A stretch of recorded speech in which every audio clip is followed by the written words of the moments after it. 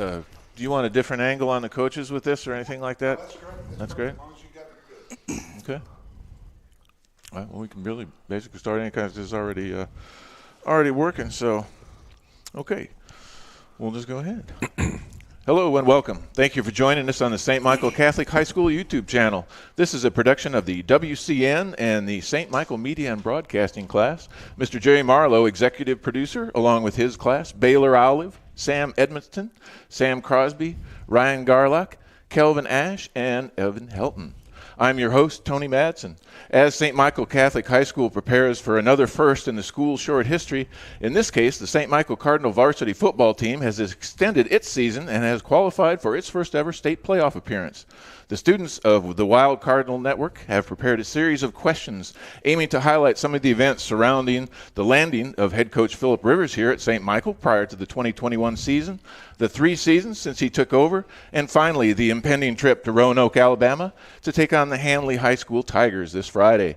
Coach Rivers is his 3rd head coach for St. Michael, following the first ever coach, Scott Phelps, who led the squad and laid the foundation of the team for 4 seasons.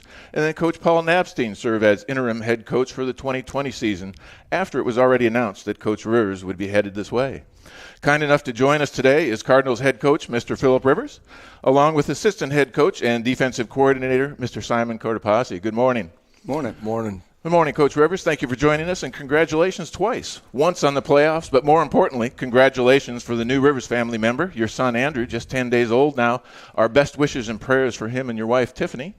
Thank you. And also, good morning, Coach Cortopassi, and thank you as well. We hope your family is well, and our prayers and best to your wife, Abby, as well. I guess the Cortopassi is just a few weeks away from another family member. Yep. Awesome. Number 4 in February. Great. That's awesome to hear. All right. Again, to the viewers, thank you for joining us, and we'll begin with a question from senior Sam Edmiston. This question's for Coach Rivers. After you graduated high school, you and Mrs. Rivers spent 21 years outside of Alabama. After spending time in North Carolina, Southern California, and Indiana, what made you and your family feel like Lower Alabama and the St. Michael community was the place to go next? Well, we had a great, you mentioned 21 years on the move, North Carolina and California, and there was a stretch there where we kind of called San Diego home. But for really all our lives, our oldest, Hallie's 21, and we always said, we're going back to Alabama. We kind of said that her whole life, so she was always wondering, when are we going back to Alabama? For her, it wasn't going back. None of my children had ever lived here. But, I just really felt like God kind of put this community and this school in our lap. We had prayed for a place and wanted to be somewhere in the South. We spent a lot of time over at the beach in Panhandle, Florida, and wanted to be somewhere close and be at a Catholic school.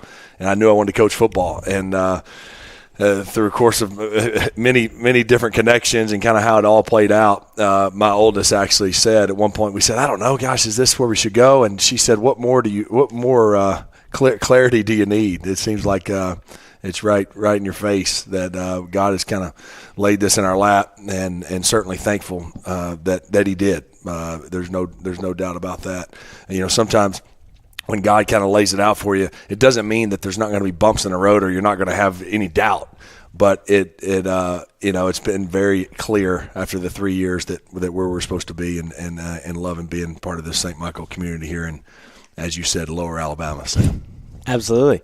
And once you made that decision, you were still a season away from coaching. While you were in Indianapolis, were you able to find time to follow the Cardinals that season, and were you able to offer advice to Coach Cortopassi and Coach K from afar? Yeah, so honestly, I expected and had every intention of playing more than just 1 year in Indy. But yes, I did. I mean, not a lot of dialogue between Simon and I, but a little bit, saying, hey, I'm watching, I was able to watch the game. I remember the Jackson game being one in particular that year in 2020, but there was a little bit of dialogue pulling for you, stuff like that. I certainly kept up, week to week, how we did here, but wasn't really directly involved because, again, I still thought I was a year or two more away from actually being down here.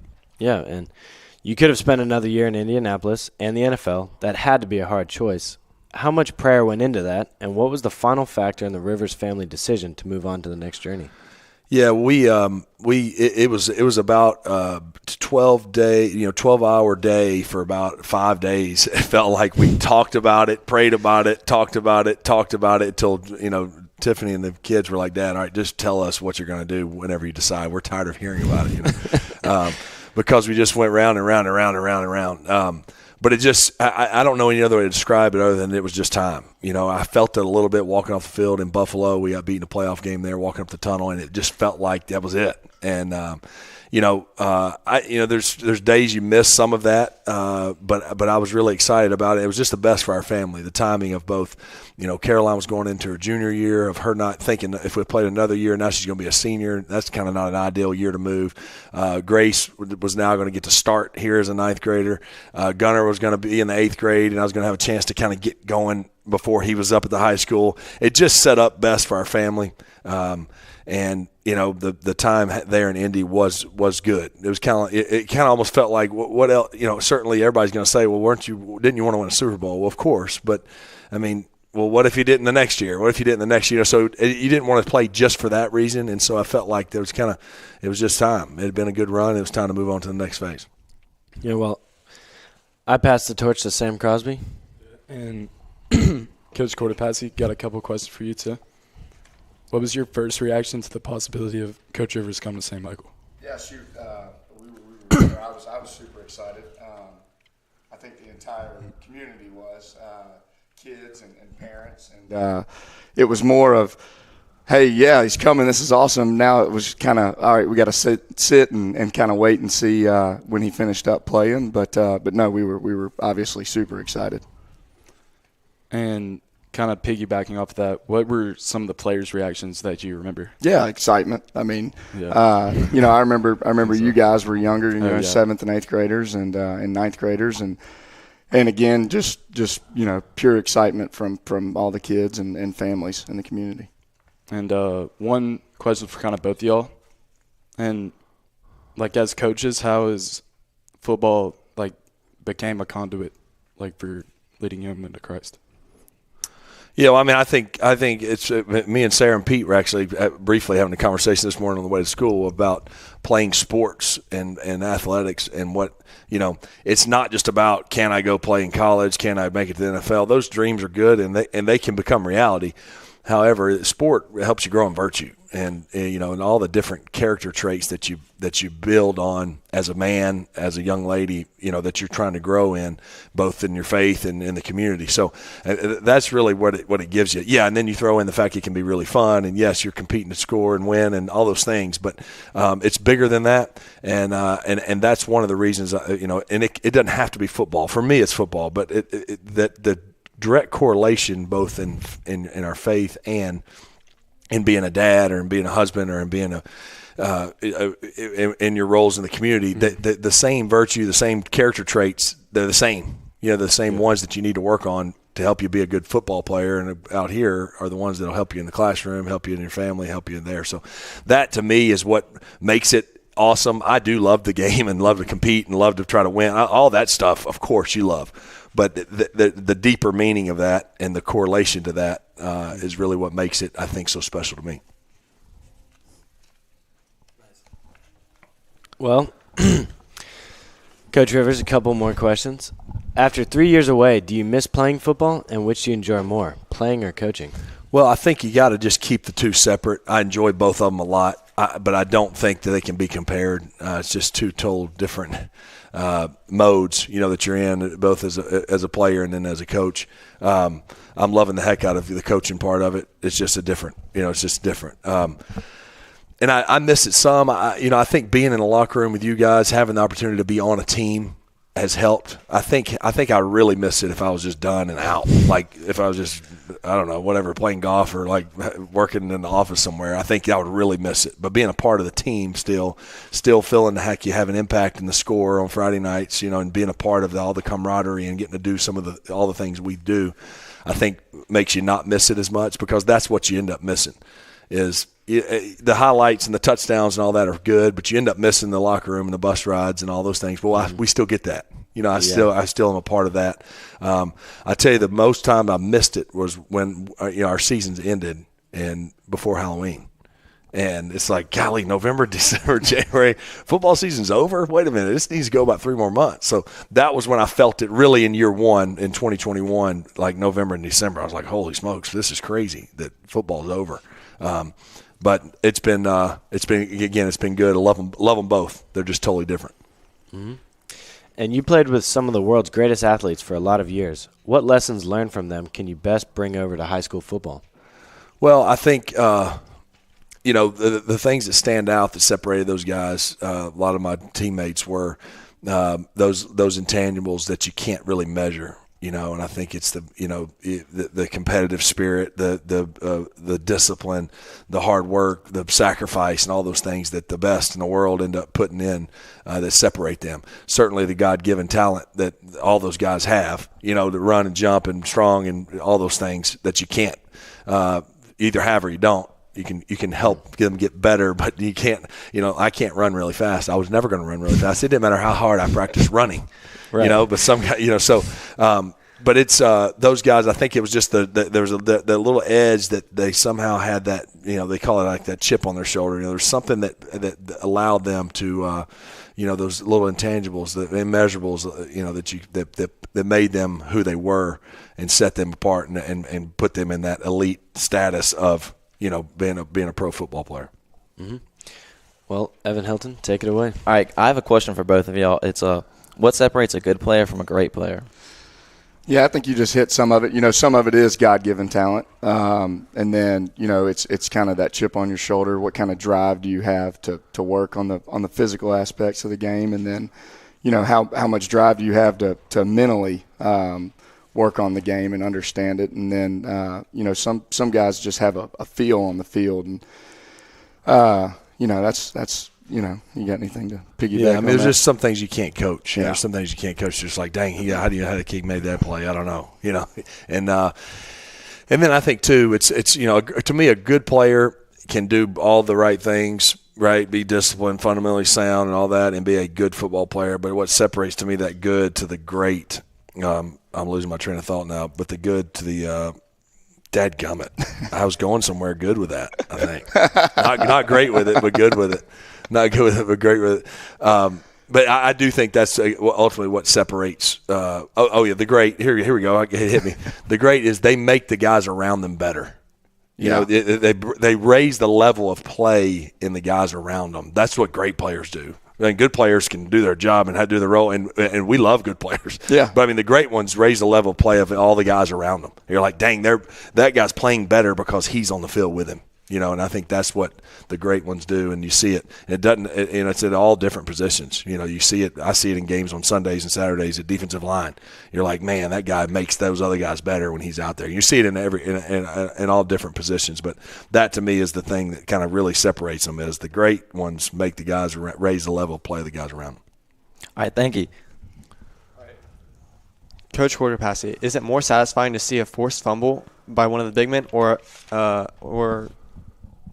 to see a pick made by the defense? We'll take a turnover any way we can get it, but it is a lot of fun to see a big guy get a turnover. Like Parker Boss had an interception earlier this year. I know it wasn't a fumble, but for whatever reason, when a big guy gets a turnover, it creates a little more juice on the sideline. So we'll go with the big man getting the fumble. Yes, sir. Everyone likes to talk about our QB coach and offense putting up points, but what can we do more to flip the conversation, talk more about the defense? Yeah, this day and age is tough because offense, sells tickets, and that's what people want to talk about, offense and scoring touchdowns and all that. But I think for there to be more conversation about it defensively, then you really got to get into that category of being dominant. You got to be in that category of giving up 7-10 points a game and wrecking games and forcing a lot of turnovers and all that. Yes, sir. Sounds good. It's Baylor Olive here, and I have a question for Coach Rivers.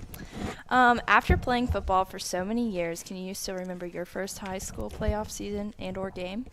I can. It was 1997, and I was a sophomore at Athens High School, and we went 10-0 that year. We won every game. We were undefeated. We were probably ranked in the top 5, I think, in 5A. Athens was 5A at that time. And we hosted McAdory at Athens, and we had just gone 10-0. We got beat in the first round at home. I was playing will linebacker that year. I was the backup quarterback and the will linebacker, and I don't remember the final score, but I do remember that night, and it goes fast. I'll tell you that, it goes fast. I saw a clip. I saw something. Somebody asked, what would you tell if you had to go tell your 18-year-old self something and you can only use 3 words, what would you say? And, if you think about it for a long time, you can come up with something real creative, but what hit me was it goes fast. It goes fast. If I could tell my 18-year-old self, that's what I would say is it goes fast. And I look up now and I go, man, a lot has happened in 24 years since I was 18. 10 children, married for 20 years, 22 years, and, but, man, it went fast. It went fast. Yeah. Yeah, I agree. It's going fast right now for me. And my other question is, did you have a pregame ritual during your high school playing days? And do you have one now? I really was never superstitious in terms of like, well, if I don't do this, then it's not going to go well. But I had a routine, and I kind of always tweaked my routine and found ones you liked, and you go, oh, I think I like this. I'm going to do this again next week. And then I don't remember as a player when I was in high school exactly that I had anything in particular that I did. Now as a coach, it's funny. I always mow the practice field. On game day, I like to mow the practice field. It's kind of like, all right, I can go there for 40. It takes about 40 minutes to mow that practice field. And, and I'm thinking through plays, and it's kind of like a nice, like, all right, get some time to yourself there. But, yeah, so not superstitious, but, yeah, certainly some routine. I mean, one thing as a player when I was in the NFL, I wore the same, like, undershirt under my pads. I want to say it probably wasn't every game of my career, but dang near. I mean, by the end of it, Sam, that thing was bad. I mean, it was in bad shape. Had some brown on it? It was hanging on by a thread. It was literally hanging on by a thread. Yeah, thank you. I'm going to pass it off to Ryan Garlock. All right, Coach Cortopassi, do you have a pregame ritual? No, not necessarily. It's I'll be honest, I don't like pregame. It's just too long. There's a lot of sitting around, and it's kind of like, all right, we're waiting to get to warm-ups, and it's actually only going to get worse next year now that we're on campus. We don't have to bus everywhere. So that'll be another 20 or 30 minutes of sitting around. We usually hang out in the office, and we'll talk, maybe turn on – Coach Dupre will turn on some high school football in Wyoming or wherever they got live football at 3 o'clock in the afternoon on a Friday. But no true ritual. And what do you see as most satisfying when you look at the football program in St. Michael High School since you first got here?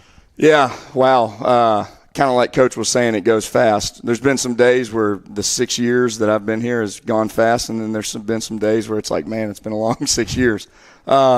But it's come a long way. And it's been a lot of fun to see it, build from the ground up. And obviously those early years we weren't very competitive, but we were doing everything we could to get it on track. And now we've finally we've gotten it in that upward trending direction, and I think it's going to continue to go on that trend. But it's been a lot of fun, and we're certainly getting there and on the right path. All right, I'm going to pass it back to Evan. All right, Coach Rivers, the same question. What do you see as most satisfying when you look at the growth of St. Michael since you've arrived? Well, I think it's the school pride, school spirit, that growing a sense of ownership from the students and the community in wanting this place to be special and thinking of it in such a manner, and that just takes time. It takes time. I think about our alumni, and they're 23 years old, the oldest alumni, or 24, whatever. They're right. You know what I mean? It's like we don't have alumni that went to school here 25 years ago. They're young. They're either graduating college or still in college. So it takes some time to build that, where it's like, man, St. Michael is a staple in the community, and I think that's what I've enjoyed seeing is now seeing the families that from Christ the King, St. Patrick, St. Benedict, all those families, but seeing them at the ball games and they're red and white. I mean, they're in the 3rd, 4th grade girls that want to come to the games. I'm thinking of my own as well, but I mean, that's when it's like, all right, man, this thing's they're already St. Michael fans and supporters as second, and they have a 1st grade son. You know what I mean? So I think that's what you sense to see now. And then I think it's also something that these students in general, I'm speaking of the football guys, but they're proud of what they've accomplished over their 4 years here, over their 2 years here, and it's something that means something to them. And, and I think that over time, that's when, Luke and Willie Ford and Donovan, I mean, I'm going to leave guys out, but they'll come back and go, man, we were there when we won the first region game against Jackson. That feels like forever ago. Yeah. But they're going to say, yeah, that's our school. Man, this is our stadium. This is our, we were there before any of that was there. Y'all don't know what it was like. We lifted on stage. You know what I mean? So I think those are the things, again, that start to build the school pride and taking that ownership and where it means something to you. And that's been cool to see from the ground up. I think, obviously Coach Cortopassi was here before I was, but almost being here from the ground up is what makes it awesome. It's not something that's been here for 100 years and you're trying to keep it there. It's like, well, let's see where we can get it in 100 years. Yeah. Yes, I won't be here in 100 years, but see where it'll be. It'll be somewhere. All right, another one. I've heard of other professional players talk about the struggle with faith and playing on Sundays. How are you able to balance faith and playing football on Sundays? Yeah, so it's funny because I was nervous about that as a young college player with dreams to play in the NFL. And I was like, golly, what am I going to do? Man, they play on Sundays. What am I going to do? I mean, I was 19 years old, worrying about that. And it's really cool, actually. I mean, so they had mass for us. They had mass and chapel both in the hotel the night before the game. Every game on the road and wherever we were, we had that was available to us. Now, I was a little bit, on the road. I enjoyed trying to go to a local church, like in Denver. If we stayed in downtown Denver, I tried to find a church and go walk to that church. Beautiful churches in Chicago. I mean, all these places you're not going to get a chance to be there. I mean, I grew up like many of you did. We didn't travel a bunch, like out of the state. And I'm like, all these big cities, you got an opportunity to go see these old, beautiful cathedrals, go to Mass there. So I often would go to Mass outside of the hotel on the road. And then at home, even a lot of times I would go with my family. You could, you're a little more freedom. I didn't realize the freedom you had as an NFL player. It's not like you're on lockdown. So, I would get up Sunday morning sometimes and go with my family and then go by the house and get dressed and change and then go to the stadium. You're not locked in on a bus schedule, But, so I was thankful for that and had some good, strong Catholic teammates, strong Christian teammates, men of faith that I was around. That was awesome. So you weren't doing it alone by any means. Yes, sir. A final question for both coaches: what do you think the Cardinals have to do to beat the Handley Tigers? Yeah, I think early especially, we're going to have to play good defense. We're going to have to settle in defensively, get a stop or two, kind of set the tone for the game. It'd be huge if we could go up and get in a 7-0, 10-3, 14-3 situation and kind of put the pressure back on Handley. Yeah. Yeah, they're a good football team. They're a 1 seed for a reason. They've lost one football game, and that was to Central Clay County, who's one of the best teams in 5A. So it's going to be a tough challenge for us, but one that I know our players are up for and excited about. We have played better opponents this year, but they're definitely one of the best. They're in that upper echelon of guys, the teams we played. And we always talk about when the games get bigger, our world has to get smaller. Meaning all the details, the fundamentals and technique, the alignment assignment, all those things, that's when they're even more important. When the games get bigger, you don't try to do things we've never done before. We have to do the little things right and then make some plays along the way and see what happens. The one thing about it in playoff football, you don't go up there trying to hang on and protect anything. You just go cut it loose and see what happens. Worst thing that happens is you get beat. And you go, hey, dang, heck of a year, and we'll regroup and go get them next year. But we're not going to go up there and play to hang on to anything. We're other than maybe Tony, Jerry, there's a handful outside of our locker room that maybe believe we can get it done, but not many. So, but we're going to go up there and believe and cut it loose and see what happens. All right. Well, thank you very much to our viewers this morning at the St. Michael Catholic High School YouTube channel. I'm Tony Madson, your host this morning for the Wild Cardinal Network. Thank you again for head coach Phillip Rivers and assistant head coach Simon Cortopassi, for Jerry Marlowe and the St. Michael broadcasting class. Thank you for joining us today and have an awesome week. Good luck, coaches. Thank you. Thank you, guys.